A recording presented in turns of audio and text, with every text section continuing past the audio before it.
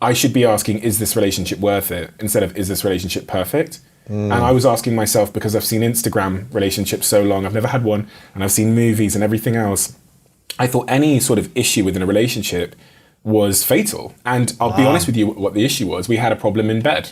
And I've never encountered that before. And I think it's emasculating for a guy when your partner might not have the same interest in sex as you do. Interesting. I think I was emasculated by it. I think I didn't understand it. And she, probably because I wasn't creating a safe space, she did not want to talk about it. Right. And for me, that felt at the time like a dead end. Like you've hit, like going through a maze and you hit a cul-de-sac, as we call it, like a dead end. What would a safe space have looked like for you to create? Just to, honestly, to ask some very thoughtful, unloaded questions and to listen. You weren't willing to do that? Or you just didn't have the tools or the awareness? I did not have the tools. I didn't know how to communicate. And communication is foundational to everything. It turns out most of the time, as I've seen in my life, whether it was when I dropped out of university, my mum didn't speak to me for 3 years, whether it's my business partner becoming an alcoholic and only finding out when he was downstairs lying on the floor as a drunk, or whether it's in that situation, that we tend to all want the same thing, but we don't have the tools to communicate, so it sounds like we're pulling in different directions. And I think in that situation, again, it was one of the moments in my life where I learned the importance of mature communication and creating a safe space and understanding that what someone self-prescribes as their issue is not necessarily their issue. And sometimes people don't know what their challenge is. Right. So someone might say to you, I don't like sex. And for you, that, again, it feels really binary. It's like, well, you either like it or you don't, and you're not willing to talk about it, so it's over. But things, as I learned in this case, are often much more deep and complex. And sometimes people can't self-diagnose what's going on with them. But if you create a safe space together, you can go on the journey to understand what that actually means. I wasn't willing to, so broke up with her. Wow. I'm back with her now. Well, it's the same relationship. Same relationship. It's her. Yeah. I didn't know that. Yeah. Interesting. I thought this was a new relationship. I'll 100% marry her. Wow. And she'll 100% be my wife, because I've never met a person like her, but... Wow, so this is that relationship then, and you ended it. How long did you end it for? A year. Come on. Yeah, I ended it for a year. Were you in touch at all? Was a little conversation? Not really. The pandemic happened, and she had some troubles in her life that she wanted to go and figure out. So she flew to Indonesia, she flew to Bali, and the longer the time went on, and the more time I had on my own, and I'll be honest with you, the more time I had to try all the wrong things and have them fail me. Right. You were like, okay. Yeah, I was like, oh, that was the one. Oh, wow. That was the one. And I became surer and surer as the days went on that I would never find a love like that. I would never. And I was sure of it. I was utterly convinced I had made a mistake and that I was the problem. And although I didn't know the issue we had in our relationship would be fixed, I went to the airport, got on a flight, and I flew 22 hours to Indonesia to, more than anything, apologize.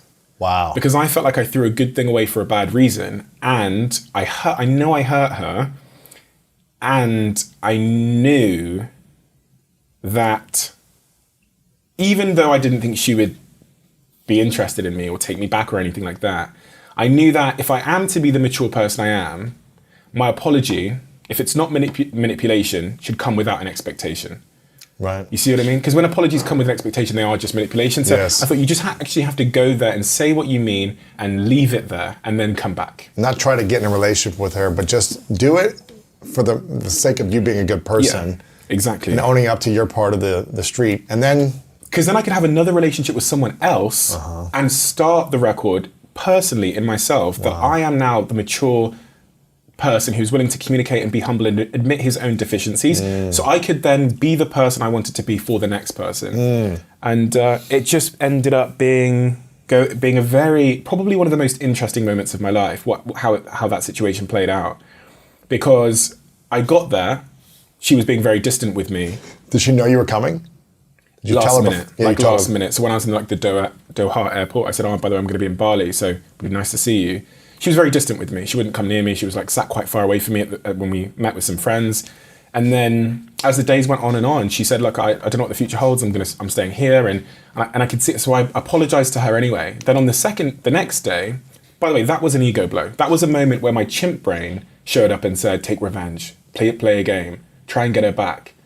But fortunately, by this time in my life, the other part of me that knew I had self-sabotaged myself with my ego for years, and that the games had always failed me. Manipulating someone has always failed me. Abandoning my like character and integrity has always failed me. The chase, and then all of that had always failed me. So in that moment when she said, I'm going to stay here in Bali, super graceful and nice, thankfully. I see all of these things like a balancing act, and it's like, which force will win? You don't have to be 100% mature, but if you're 60-40 and that's the words that come out your mouth, that's a good place to start. And fortunately, in that moment, my maturity won. The next thing is she sits me down the next day and goes, I've been sleeping with someone since we broke up. Zing. And I'm now let's see where that pressure, how are you going to show up with that the pressure? Scales. And again, my chimp shows up, it says finish her. Oh my gosh. It says manipulate, games, tell her off, make her feel like shit. Oh, wow. That's my ego. It goes, go on, Steve. But fortunately, man. What'd you do?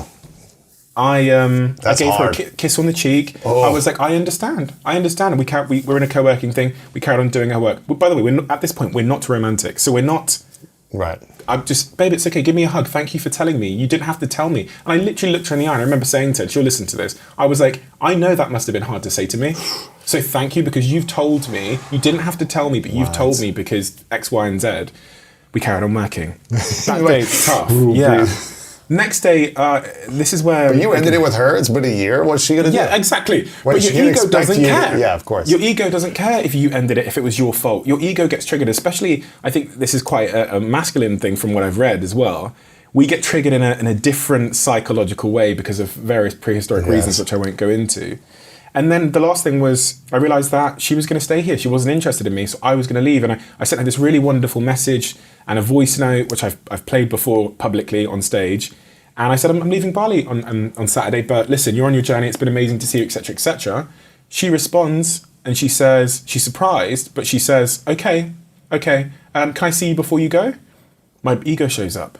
Ooh. Don't let her see you before you go. Ooh. That's your last chance of getting a victory. Oh, no. Do not let her see. Make her feel bad. Play a game. Oh, man. You've got the power there, Steve. She's giving you... She wants something. Yeah. You take it away from her. You have to take it away from her. That's one last ego-restoring victory. And then reflection, asking myself who I am and who I want to be, what my values actually are, and what has succeeded and failed me in the past. I said, sure, you can see me before I go. And in those 3 days, everything changed. What happened? She made plans for us over those 3 days. It was like, and I'm not sure if this is a karmic thing or a spiritual thing or whatever it is, but it was like she realized I'd finally learned how to love her. And it was like life had sent me these 3 tests to check. If I still had that ego, if I was still immature, if I was willing to hold a safe space. And because I passed those 3 tests, those last 3 days, everything changed. And we have been wildly in love ever since, to the point where I'm sure she's my wife. I'm sure we're going to have kids. I could have ruined that on 3 occasions. There was 3 challenges life sent me. She was testing you, whether she was thinking of a test or not. She would never think of it. Right. She's too pure. She's too authentic. It's the human experience to say, well, I don't fully trust this. Okay, I'm going to maybe not thinking, but it's just the body's response probably. Yeah. It just comes out. It taught me something about the nature of the world. She would know if you would have reacted differently in any of those 3, she'd have been like, something's not safe here. Like, she would have not trusted you to be able to want to get back in a relationship.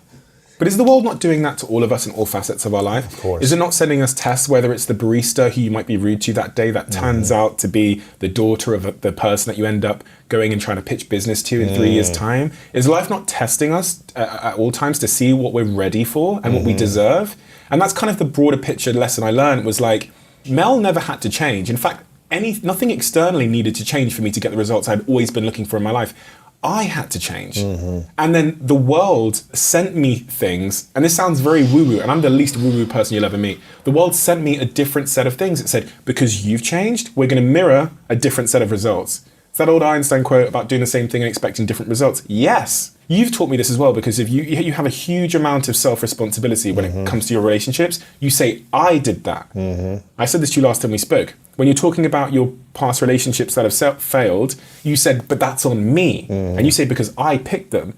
And I think about that so much, because I had my hairdresser come to my place in LA the other day, and he walks in, starts cutting my hair, says, my girlfriend, she's not really interested in me. She's been talking to a lot of other guys, and she's been going for this guy just because he's got money.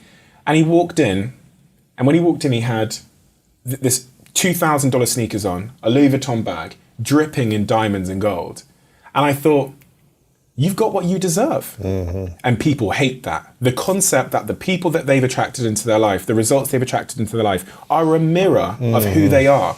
And I said to him, I said, well, what did she do? Oh, she's a hostess in a nightclub. Okay, and what, like, how did you meet her? Well, I was at one of the tables in the nightclub, and I was one of the big spenders, so they put her on my table. So you're attracting from that space, That's what you've attracted. So if you did some work on you to figure out why you need to wear diamonds all the time, where that comes from, that need for validation or whatever it is, you could drop the diamonds, you could stop buying the Dom Perignon in the nightclub, and you might end up in a different environment and attracting someone else for other reasons and values.